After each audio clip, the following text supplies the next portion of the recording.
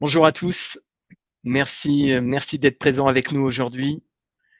Alors, chez DNU, on croit qu'un commercial efficace, ce n'est pas que quelqu'un qui passe son temps à remplir un CRM ou à faire des prompts d'IA. C'est quelqu'un qui est concentré et qui sait faire ce qu'il sait faire de mieux, c'est-à-dire vendre. Je me présente, je suis Frédéric Sexas, directeur commercial de DNU, et j'ai la chance et l'honneur d'être accompagné de Mathieu. Mathieu, je te laisse te présenter. Oui, bonjour à tous, merci d'être venu à ce webinaire. Moi, c'est Mathieu, je suis président fondateur d'Himalaya et voilà, je suis ravi d'être avec vous aujourd'hui. Top. Nous allons nous allons aujourd'hui vous partager notre retour d'expérience sincère sur Himalaya, une plateforme qui a complètement changé notre manière de travailler avec l'IA chez DNU. On va voir ensemble pourquoi on a ressenti le besoin de s'équiper, comment on a franchi le pas et surtout ce que ça a changé concrètement pour notre équipe commerciale. On vous montrera en live comment ça fonctionne et vous verrez pourquoi c'est plus simple que ce que vous pouvez imaginer. Notre contexte. Alors, en 2023, comme beaucoup d'entre vous sûrement, on a commencé à utiliser ChatGPT chacun dans notre coin. Alors très vite, on s'est heurté à différentes limites, mais on en a retenu vraiment trois majeures qui nous ont empêché de continuer dans le même schéma qui était celui d'avoir un chat GPT individuel. Le premier, c'était la sécurité des données. Pourquoi? Parce que forcément, on partage des informations et on ne sait pas avec qui on les partage et on ne sait pas où elles se retrouvent.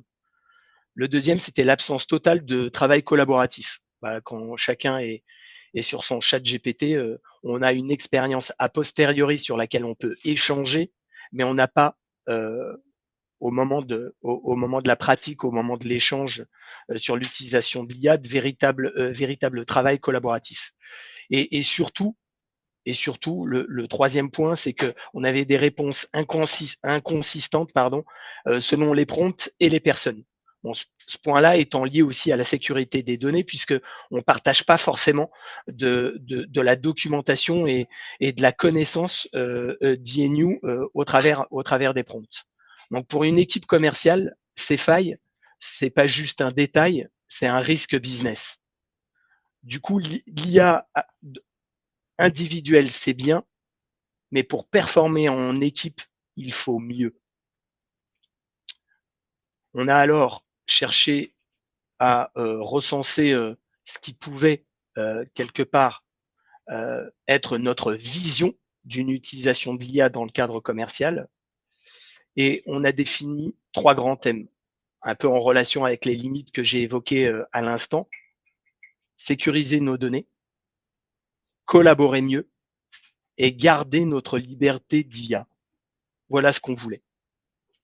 Vraiment les trois éléments majeurs.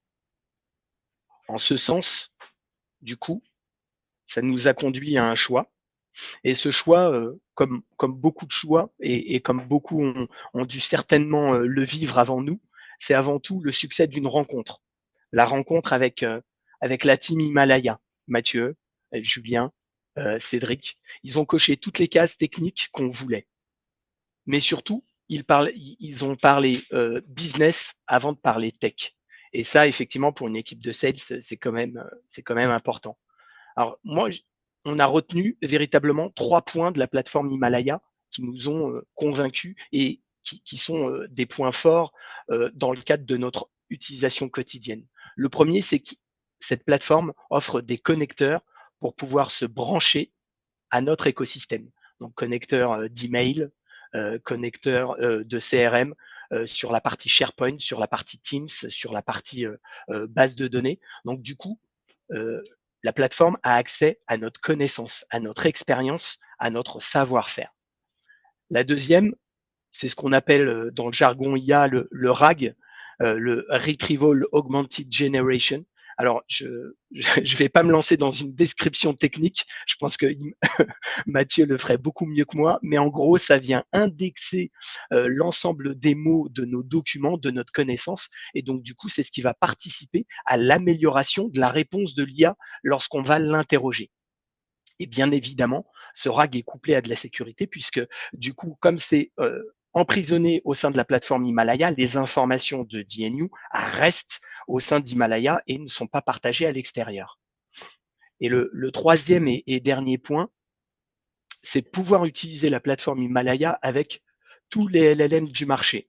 Donc en fait, en fonction des affinités, en fonction de ce sur quoi on travaille, un ChatGPT, un Mistral, un Claude, un DeepSeek, pourquoi pas. On peut utiliser l'ensemble de ces LLM et voire même, on peut en utiliser autant qu'on veut sur autant d'assistants qu'on veut. Je pense que au travers de la démo dans quelques instants, on en aura la preuve ou en tout cas la vision montrée par Mathieu. Du coup, notre démarrage et notre apprentissage, comment s'est-il déroulé? On a monté notre propre écosystème, donc à partir des connecteurs que j'évoquais à l'instant, une formation assez rapide, puisque du coup, on prend vite en main la plateforme. Et derrière, on crée nos premiers assistants IA sur des vrais cas, des réponses clients. Je pense qu'on l'a tous fait un petit peu avec ChatGPT, préparation de propositions, analyse d'appel d'offres. Globalement, ce sont des choses sur lesquelles on a vite accéléré. Alors, certains détracteurs pourraient déjà me dire non, mais rien de nouveau, je peux faire ça avec ChatGPT. Alors, à la petite différence que, par exemple, dans le cadre d'une préparation de proposition, je pense que tout commercial s'est déjà retrouvé devant cet écueil. C'est on a besoin de chercher des références, on a besoin de chercher les expertises sur tel ou tel projet. On est obligé de se rappeler au fin fond de sa mémoire où se trouve le doc, où se trouve le retour d'expérience en question. Là, on a une plateforme qui est connectée à notre savoir-faire, à nos outils.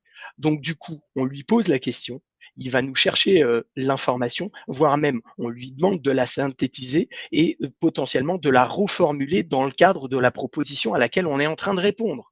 Donc, du coup, on a une valeur qui est accélérée au sens rapidité du terme, au sens pertinence, et donc du coup, un peu plus de sérénité pour essayer de rendre une proposition à l'heure. Donc là, vraiment, on gagne en efficacité sans stress. L'analyse d'appels d'offres, comme je l'évoque également, quand on a des appels d'offres avec 80 pages, parfois on est obligé de lire toute une partie des 80 pages, là aussi, qui peuvent être plus ou moins, on va dire, difficiles dans le cadre du commerce, surtout d'un point de vue technique. On demande une petite synthèse, on regarde, on compare à ce qu'on sait faire, et là aussi, le fait d'être connecté à son environnement, ça va aider à l'analyse, ça va aider à produire de la valeur plutôt que potentiellement des prompts complètement hallucinants ou complètement hors propos. Donc à chaque étape, on gagne de la vitesse, on gagne de la pertinence et on gagne du confort de travail. Tout le monde y trouve un levier pour aller plus vite, mieux préparer ses rendez-vous, puisque du coup, forcément, on a tout ce travail en amont qui peut être réalisé et accéléré. Et au final, comme comme c'est l'objectif de tout commercial, c'est de mieux répondre aux besoins du client. Donc, pour le coup, l'IA va augmenter notre valeur au sens où elle aide à formaliser les choses, elle aide à la structurer et elle ne la supplante pas. Là, on est bien en train d'évoquer une IA qui accompagne et qui utilise l'information de DNU et qui ne la crée pas à partir de rien. C'est là, en fait, toute la différence. En tout cas, à ce stade, elle ne nous a pas encore remplacés. Voilà. Euh, j'ai peut-être été un peu long sur ma partie contextuelle. Donc, sans trop de transition, je vous propose de passer à une vision un peu plus démonstratrice. Donc assez parlé. Je vous propose maintenant de voir en live comment tout ça fonctionne. Alors l'objectif de la démo, c'est tout simplement de voir comment fonctionne Himalaya et notamment un assistant IA dans le cadre de la plateforme Himalaya. On est bien sûr, alors pour information, sur une base de démo pour des raisons de confidentialité de données d'INU, mais aussi par rapport à nos clients. Donc, mais ça ne change absolument rien à ce qu'on fait aujourd'hui avec la plateforme et à ce qu'on va faire, parce que je suis pas sûr, mais Mathieu va peut-être présenter des petites choses qui sont dans notre next step, mais que j'aurai probablement encore l'occasion d'évoquer juste après sa présentation. Mathieu, je te laisse le champ libre. Ok, Tu as pas de toute souci. liberté. Euh, Merci à toi. Donc, je vais effectivement partager mon écran. Alors, le bon écran, parce que il y a toujours cette petite blague de l'écran. Ah, hop, excusez-moi. Vous devriez tous voir maintenant l'interface d'Himalaya. Oui, en ce qui me concerne, Ok, donc je pense j'imagine que que c'est bon pour tout le monde. Donc Himalaya, effectivement, c'est une interface conversationnelle, comme vous pouvez le voir, qui ressemble un peu aux interfaces qu'on voit sur le marché. Donc ça commence à devenir ce qu'on appelle le dominant design, donc le design qu'on voit de plus en plus sur les outils produits actuellement. Donc c'est une interface conversationnelle avec voilà, donc là on peut avoir un certain nombre de notions, je vous en parlerai par la suite. Donc mes assistants sont sur le côté, c'est des assistants qui sont built-in, donc qui sont inclus dans le produit par défaut. On peut aller explorer ces assistants avec faire ses propres assistants, créer ses assistants. Il y a des assistants qui sont pour moi, des assistants qui sont pour ma team et des assistants plus globaux pour les administrateurs. Et en fait, si je veux avoir un assistant ou l'enlever, je le pin comme ça, etc. Donc, ce qu'on voulait vous montrer, effectivement, je peux trier mes assistants. Ce qu'on voulait vous montrer, c'est qu'est-ce qu'il y a un peu derrière. Donc, Himalaya vient par défaut avec deux assistants génériques. Donc, c'est un premier assistant de recherche. Donc, si je tape un mot-clé, alors que ce soit un mot-clé technique, un mot-clé sur un client, voilà, je vais pouvoir avoir une recherche globale sur toutes les ressources internes qu'il y a au sein des sources connectées à Himalaya. Donc là, c'est des sources qui sont ou des données qui sont des données de test, hein. C'est pas les données d'INU, mais voilà, ça montre en fait toutes les données auxquelles on est connecté et connectable. Donc ça, c'est un agent de recherche globale. C'est si je me souviens plus, voilà, je pense à quelque chose.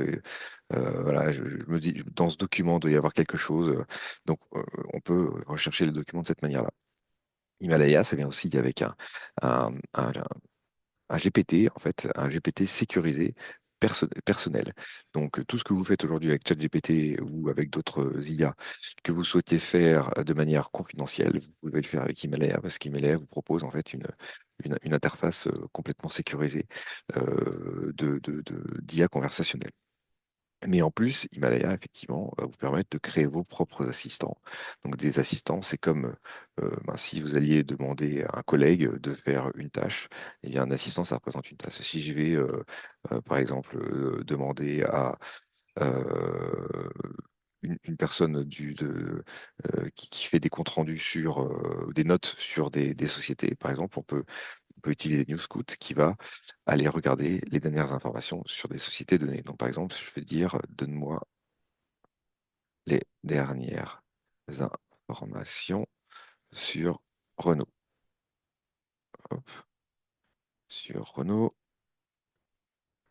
Donc, si je dis, donne-moi les dernières informations sur Renault, euh, nous, ce qu'on va faire, c'est qu'on va ici, cet assistant, regarder le dernier résumé de l'entreprise, et proposer quelles sont les dernières informations clés, les produits et services. Par exemple, là, Renault a sorti une Renault 5 Turbo 3E qui est visiblement super rapide. Quelles sont les dernières présences publiques, les activités générales, etc. Et on va faire une note de synthèse comme ça il va aussi présenter les différentes sources. Alors là, c'est des sources externes, des sources qui sont pas au sein d'Himalaya. On va faire de la recherche sur le web et structurer un rapport sur l'activité d'une entreprise, par exemple. Donc ça, c'est très bien pour savoir, bon, j'ai une société, je ne sais pas qu'est-ce qu'ils font cela, ou alors j'ai entendu parler d'eux.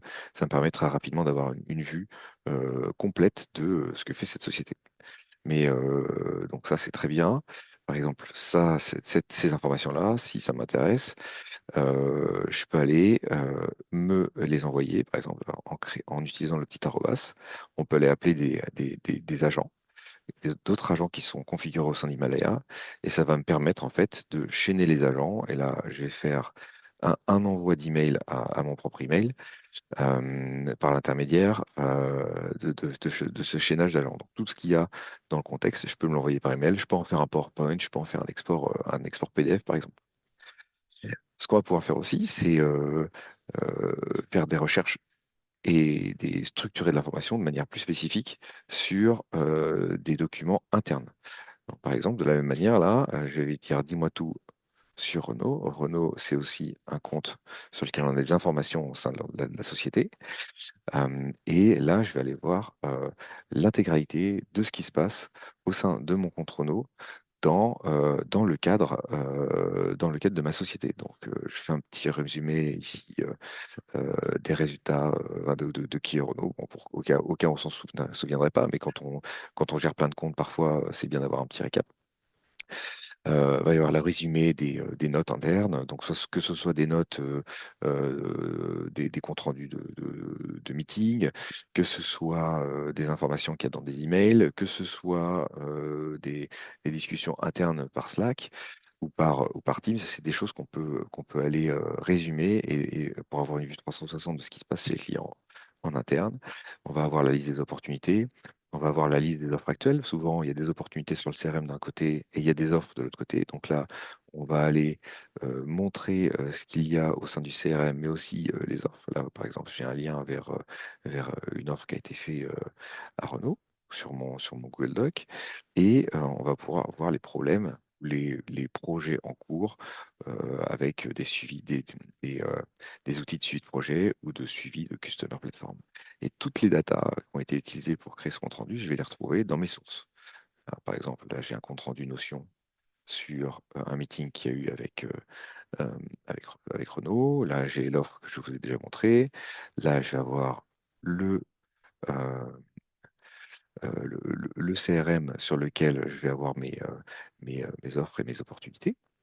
Et donc, tout est relié et tout est disponible avant une préparation de meeting. Donc, euh, D'ailleurs, Mathieu, oui, Mathieu, pardon de dis-moi. te couper. Vas-y, je t'en Enfin, prie. c'est extrêmement intéressant cette partie-là, notamment côté commerce.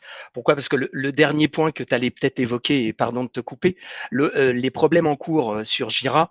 C'est vrai que quand on est responsable d'un compte, on aime bien aussi savoir les problèmes qui peuvent s'y dérouler et le fait d'y avoir accès, donc d'avoir accès au helpdesk qui enregistre les tickets en cours, ceux qui sont résolus et ceux à venir, ça donne aussi une force d'information qui est absolument impressionnante puisque quand on contacte le client, on n'est pas du tout surpris d'avoir des informations que par ailleurs, dans certains cas, on pourrait ou on aurait pu ne pas avoir. Mhm. Et là, c'est vrai que le fait de concentrer tout ça grâce aux différents connecteurs, c'est juste extraordinaire parce que là, on peut pas dire que le commercial n'est pas au courant. Voilà. Donc effectivement, on va avoir une vue de tout ce qui se passe chez mon client, voilà, en quelques lignes, de manière très synthétique, pour pouvoir se préparer en fait et effectivement avoir du contexte sur ce qui se passe et pas me faire prendre les pieds dans le tapis s'il y a eu un souci dont j'ai pas entendu parler. Donc ça c'est le cas. Et on a une liste de connecteurs. Alors je vais rapidement les passer pour vous montrer. Donc quand on va dans l'administration de panel ici, on va aller voir tous les connecteurs que l'on peut utiliser afin de se connecter à la donnée interne, donc que ce soit du stockage, que ce soit du wiki, du Confluence, du Google Sites, que ce soit des solutions de service plateforme, comme on vous l'a dit, du HubSpot, du Freshdesk, que ce soit du messaging en interne, des solutions de project management ou de projets ou de produits, de gestion de produits, des informations techniques dans du code, ou des informations, par exemple, là, sur Airtable qu'on vient de sortir dernièrement. Donc, tous ces points, toutes ces sources d'informations peuvent être utilisées de manière à aller chercher ce qui se passe chez mon client. Et donc, vous voyez, donc là, j'ai mon historique, hein, je peux aller retourner sur ce que je vous ai montré. Et par exemple, euh, aller utiliser un outil par la suite avec ce contexte-là, hein, le contexte de mon client, me dire, bah tiens, comment je vais faire pour avancer sur un deal particulier. Donc, je pense que je voudrais avancer sur le deal consultant AutoCAD. Donc, fais-moi l'analyse du deal consultant AutoCAD avec les infos ci-dessus. Donc, Ça il va accepte les fautes d'orthographe, Mathieu? Ça accepte tout, ça prend tout, c'est formidable. Surtout que, surtout, c'est vrai que en webinaire, je pense plus à ce que je veux faire que la manière dont je l'écris. Je m'excuse si j'ai fait des fautes, effectivement. Mais alors, ce qu'il va faire, c'est qu'il va regarder. Voilà, je vais revenir un peu sur ce qui s'est passé. C'est une analyse médique. En fait, c'est un process de vente assez connu dans le logiciel. Et donc, il va regarder certains points qui permettent de qualifier une opportunité.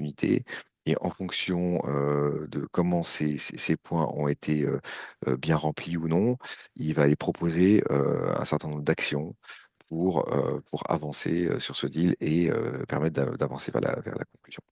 Donc là, c'est un exemple de j'ai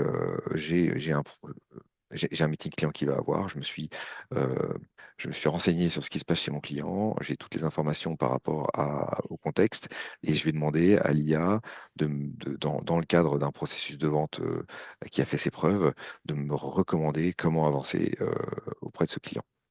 Et là, c'est ce que j'évoquais exactement tout à l'heure, c'est-à-dire que on a une IA qui est au service de DNU dans le sens où elle va interroger ou proposer des actions en fonction du contenu de notre CRM et des démarches qui ont déjà été entreprises. Donc, on n'est pas sur un IA qui délire et qui crée des choses, on est sur une IA qui est en train de se focaliser sur le contexte, le contenu et proposer des recommandations. Excellent. Donc, à la suite, bon, généralement, ce qui se passe, c'est quand on a voilà, un meeting en cours, où on a certaines personnes que l'on veut contacter. Et ce qu'on a proposé aussi comme assistant, c'est cet assistant de LinkedIn Check, hein. Donc, euh, on va aller regarder en fait une personne au sein de la société qui nous intéresse, qu'on a envie de contacter, et on va aller regarder son passé et proposer en fait une manière de s'engager avec lui. Alors, j'avais alors, maintenant je l'avais mis là, hein, la personne, donc je vais revenir un peu en arrière. Euh, LinkedIn ici, voilà, donc Christophe Chen, hein, qui est une personne qui est au sein du groupe Renault, qui s'occupe de la data et de l'IA. Je vais demander à Himalaya de m'aider. Renault Group. Je lui ai demandé de regarder cette personne-là et de m'aider en fait à faire une petite, une petite étude sur comment parler de cette personne. Donc, Christophe Chen semble très engagé dans les initiatives de développement durable, de gestion stratégique des usines Renault. Je lui recommande de discuter et des avancées en matière de développement durable et de stratégie ESG. Donc, je peux aller regarder une personne, voir, Himalaya va regarder euh, qui est cette personne, qu'est-ce qu'il a posté, quels étaient ses centres d'intérêt, c'est quoi sa boîte, etc. Et me proposer en fait une idée d'engagement. Et on peut dire, par exemple, fais-moi un icebreaker. Donc un icebreaker, c'est un petit commentaire qui me permet de proposer mes services. Fais-moi un icebreaker pour ces personnes. Et là, il va effectivement proposer, voilà, j'ai récemment lu que Renault Group est intégré dans le CAC 40, ESG, super. Donc, il va proposer un certain nombre de choses. Et là, ce qu'on va pouvoir faire, c'est qu'on va pouvoir éventuellement changer de modèle. pour utiliser un modèle peut-être qui est un modèle plus efficace dans la création de contenu ou un modèle qui est plus efficace dans l'analyse. Ça, c'est des choses sur lesquelles on peut vous aider. Himalaya n'a pas d'adhérence au langage de modèle qui est proposé. On peut proposer tous les LLM du marché. Et là, par exemple, j'utilise Mistral parce que c'est français, et c'est bien. Je l'ai fait refait. Surtout en ce moment. Voilà, refait les trackers. Et donc, du coup, voilà, Mistral me propose quelque chose d'un peu différent. Et puis, je peux converser avec lui pour me proposer quelque chose. Et après, l'utiliser dans le cadre d'une conversation email, LinkedIn, etc. Et donc, ce qui se passe, c'est une fois que j'ai parlé avec mon client, je vais aller sur mon CRM, par exemple, et ce qui se passe, c'est qu'on va pouvoir utiliser Himalaya aussi dans le cadre d'une navigation web. Donc, je vais pouvoir être sur mes outils, que ce soit sur le CRM, sur HubSpot, que ce soit sur un ERP, que ce soit sur Salesforce ici. Et je vais pouvoir utiliser aussi Himalaya pour m'aider tous les jours dans ma manière de travailler. Donc, on avait vu qu'on avait une petite opportunité ici qui s'appelait une opportunité consultant AutoCAD. Euh, donc, on va utiliser Himalaya pour m'aider à chercher une personne qui sera potentiellement intéressante pour cette opportunité. On pourrait faire ça dans le cadre de produits plus techniques, que ce soit des produits de recharge, par exemple de recharge de voitures, ou des produits de vente de logiciels, ou même des produits, même du service, hein, quel service je peux proposer à mon client. Ici, dans le cas de DNU, c'est vrai que DNU est plutôt dans la proposition de personnes au sein d'entreprises. Donc, on va essayer de coller aux besoins, voilà, aujourd'hui qui est voilà, le besoin de mon client est d'avoir un consultant AutoCAD. Et donc, je vais passer ça automatiquement dans Himalaya et ça va me faire une recherche de CV pour que on puisse voilà, voir la personne qui soit la plus intéressante par rapport à cette recherche qui est faite. Alors, je lui ai demandé de se noter, hein, de se dire, voilà, par rapport aux besoins du client, le besoin qui est assez simple, c'est quoi la note correspondante, mais on pourrait faire des recherches beaucoup plus compliquées, effectivement, hein, avec des tags, avec une taxonomie bien spécifique. Tout est Et lié de toute façon, pardon Mathieu, tout ouais, est lié au contexte, encore une fois, qu'on veut lui donner dans le cadre des informations qu'on partage, qui restent bien évidemment sécurisées, puisque là, on reste au sein de la plateforme Himalaya et au sein de l'écosystème de l'entreprise. Et tu l'as peut-être pas précisé, ou en tout cas, je l'ai pas entendu, c'est une extension Chrome là que tu utilises, hein, effectivement, à la effectivement. différence de tout à l'heure où tu étais sur le portail. C'est bien ça. Alors là, ici, on voit que en fait, on est sur l'onglet Salesforce, hein, donc je peux partir là, ici, on est sur l'onglet Salesforce. Là, ici, on est sur l'onglet Himalaya classique que je vous ai montré depuis tout à l'heure. Et en fait, je peux naviguer dans mes onglets. Je peux aller, par exemple, sur LinkedIn et depuis LinkedIn me dire, ah bah, tiens, je vais utiliser Himalaya pour faire des recherches sur cette personne et avoir des informations supplémentaires peut-être en interne par rapport à cette personne. Là, je suis revenu directement sur l'onglet Salesforce. Et ce qui se passe généralement, c'est une fois qu'on a un projet et qu'on a discuté avec une personne, on va avoir un compte rendu à faire du meeting. Donc, si je peux proposer, je vous propose d'utiliser cet agent qui s'appelle le Post-Meeting Assistant, où on pourrait soit mettre ses notes euh, en tapant dessus directement. Voilà, j'ai fait quelque chose directement euh, de pré de préintégré pour ce webinaire. J'ai préparé mes notes. Et donc là, je passe mes notes en fait du rendez-vous et un compte rendu en est généré automatiquement. Donc ça peut être aussi un transcript de call, par exemple, que l'on met directement sur l'assistant. Et donc on voit que on est capable de générer un compte rendu avec les détails du candidat, les compétences, les attentes, etc., le TJM. Et on peut faire des modifications. Voilà, change le TJM à 800 euros. Donc il va régénérer le compte rendu avec le bon TGM, voilà, le TGM actuel à 800 euros.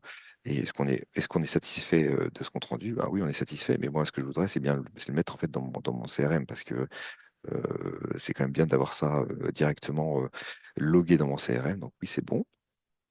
C'est souvent ce qu'on nous demande de faire, Voilà, mettre à jour le mets à jour ton CRM. CRM. Et alors, le truc, c'est que je veux pas juste mettre le compte rendu, je veux aussi mettre à jour les bonnes dates, je veux mettre à jour le montant, etc. Et donc, ce que je vais faire avec Himalaya, hop, c'est je vais copier-coller l'URL Salesforce et je vais mettre à jour l'opportunité directement. Comme ça, il utilise l'URL spécifié et dans une petite seconde, il va me dire que c'est bon. On va utiliser ce qu'on appelle un tool. Donc, on a utilisé le tool de mise à jour de Salesforce. Et si je mets à jour mon petit Salesforce, parce qu'on est obligé de faire un refresh, on voit que le montant a été changé et on vient remplir les différents éléments. On vient remplir la close date, on vient remplir la next step, on vient remplir le compte rendu global en lui-même pour mettre à jour le CRM sans avoir grand-chose à faire et de manière peut-être d'une meilleure manière que si on l'avait fait nous-mêmes avec nos petits doigts. Parce que parfois on met un compte rendu qui est un peu rapide parce qu'on n'a pas trop le temps, ou alors parfois on va être trop détaillé et ça nous prend beaucoup de temps. Là, en 5 minutes chrono, euh, j'ai rempli mon CRM et j'ai les bonnes datas. Donc mon Et on, DSI est content et mon VP Sales est content. Voilà. Petit point, Mathieu, c'est un cercle vertueux puisque du coup, la prochaine fois que j'interroge Himalaya sur ce client, il va me ressortir ces informations de manière synthétisée, comme tu le faisais tout à l'heure sur l'interrogation. Donc du coup, Effectivement. plus on renseigne, plus on ajoute de la valeur, plus on ajoute de la valeur, plus on va avoir ensuite un retour de l'IA extrêmement intéressant et qui colle extrêmement à la situation, puisqu'encore une fois, on travaille sur nos datas et justement on alimente notre connaissance du client, des métiers, et c'est là où l'IA est du coup comment dirais-je, un moyen et pas une finalité. Mm. C'est surtout en fait l'intérêt et pourquoi en fait on nous rabâche que l'IA c'est très important. Parce que les sociétés qui adoptent ce type de solution en fait vont être mieux informées, vont être plus structurées dans leur manière de travailler et en fait ça va créer une mécanique positive, une mécanique vertueuse au sein de l'équipe et elle va être plus sharp, plus efficace. Et voilà, il y a certains rapports qui sortent hein, qui disent que une équipe qui adopte l'IA, une équipe qui n'adopte pas, par rapport à une équipe qui n'adopte pas l'IA, à peu près 30% d'efficacité en plus en moyenne. Donc si c'est bien intégré, avec effectivement la génération de data de bonne qualité, on va améliorer notre manière de travailler. Et je pense qu'il y a des entreprises qui vont aller plus vite que d'autres, effectivement. Donc voilà, Ok, on a parlé de compte rendu. Donc moi, ce que je voulais vous montrer aussi, hein, ce qui arrive chez Himalaya, c'est cette option audio recording hein, qui est actuellement en cours de finalisation, qui est quasiment finie. Et donc, on va pouvoir enregistrer les calls, avoir les transcripts de disponibles, soit directement en audio. Voilà, voilà. Là, c'était un petit test qu'on a fait. Hein. Donc, directement, on va pouvoir l'écouter en audio, on va avoir le transcript de disponible et on va pouvoir l'envoyer dans un agent pour que générer ce compte rendu, le mettre dans le CRM, en faire les informations qui nous vont bien par rapport à notre process. Et je crois que c'est tout pour moi. Je vais te laisser la oui. main, à Oui, part oui. et puis on va aller aux D'ailleurs, moi, questions un je peu voulais te compliquées. dire, qu'on l'attend impatiemment la fonctionnalité. Ça arrive très vite. Mais Très vite. effectivement, sans transition ou plutôt ou plutôt avec transition, je vais tâcher de. Alors, je peux pas partager. Hein, je sais pas. Tu peux me rendre la main, peut-être couper. Ouais. J'ai coupé. Voilà. Super. Hop. Voilà, sans transition ou plutôt avec transition puisque Mathieu m'a aidé à la faire.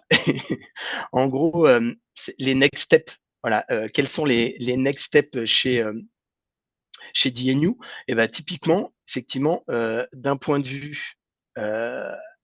vue commerce, bah, l'analyse audio des réunions, c'est clairement un point extrêmement intéressant. On n'en loupe pas une miette, on a les retranscriptions, on peut remettre ça à jour dans le CRM, on peut partager les notes en interne. Enfin, voilà, une valeur ajoutée que Mathieu vient de démontrer que je n'ai pas à recommander, je pense. Mais ce que j'aimerais évoquer, c'est que en fait, on a commencé par les commerciaux Mais très vite, il y a beaucoup d'équipes ou en tout cas de petits collègues autour de moi qui m'ont dit mais nous aussi en fait on aimerait bien avoir notre assistant. Et en fait on se rend compte qu'on peut l'ouvrir à d'autres sujets. Et notamment, il y en a un qui est actuellement en cours de test, qui est le ticketing helpdesk. On l'a vu là avec la partie CRM, mais on l'a vu tout à l'heure aussi avec le rapport qui est retranscrit sur un client au jour J, à l'état, à l'heure H.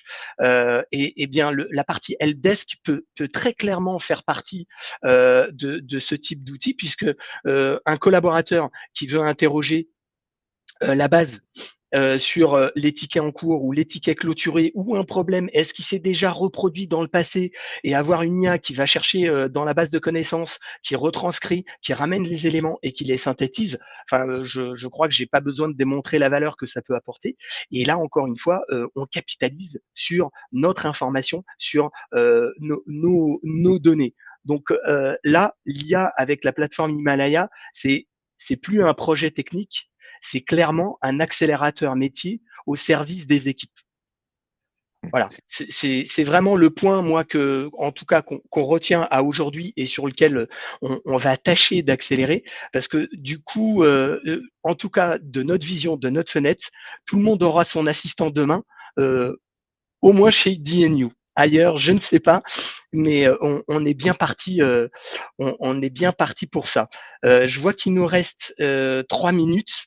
Je ne sais pas si c'est assez short ou pas, mais pour peut-être quelques questions. Je sais que c'est des timings un peu courts, mais l'idée, c'est aussi de pas complètement noyer les gens d'informations. S'il y a besoin, on est bien évidemment disponible offline pour échanger. Mais je ne sais pas s'il y a des questions sur la personnalisation. Hmm. Voilà, est-ce que c'est compliqué à déployer? Est-ce qu'on peut garder nos propres process dans le cadre de ce qui est déjà établi chez nous, puisque le cas d'INU est pas exceptionnel. Je pense que très clairement, beaucoup d'entre vous, ou en tout cas de ceux qui nous écoutent et qui auraient aimé nous écouter, peuvent y voient potentiellement une opportunité. Bon, en tout cas, je peux me lancer. Et si vous voulez, si vous avez des questions, n'hésitez pas à utiliser le chat qui est disponible là en bas de votre écran.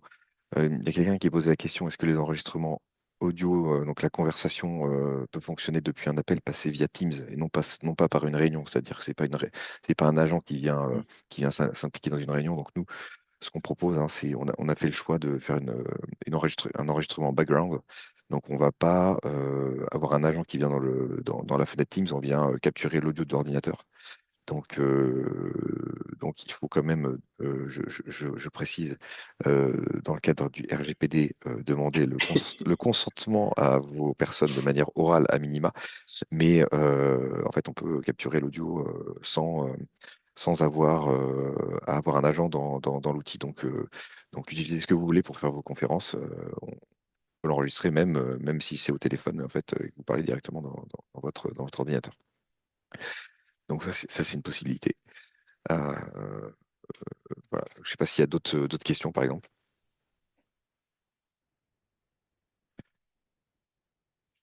Mais s'il n'y a pas d'autres questions, je pense qu'on peut arrêter là. Il est midi 10. On est Donc, dans on le a été time. nickel en termes de timing. Voilà, voilà. On souhaite à Je, tout le monde une bonne journée. Vas-y, Frédéric, Non, pardon. non, moi, je voulais juste conclure. Alors, je sais qu'il y a des personnes qui m'ont écrit qui ne pouvaient pas être à l'événement de par leur calendrier.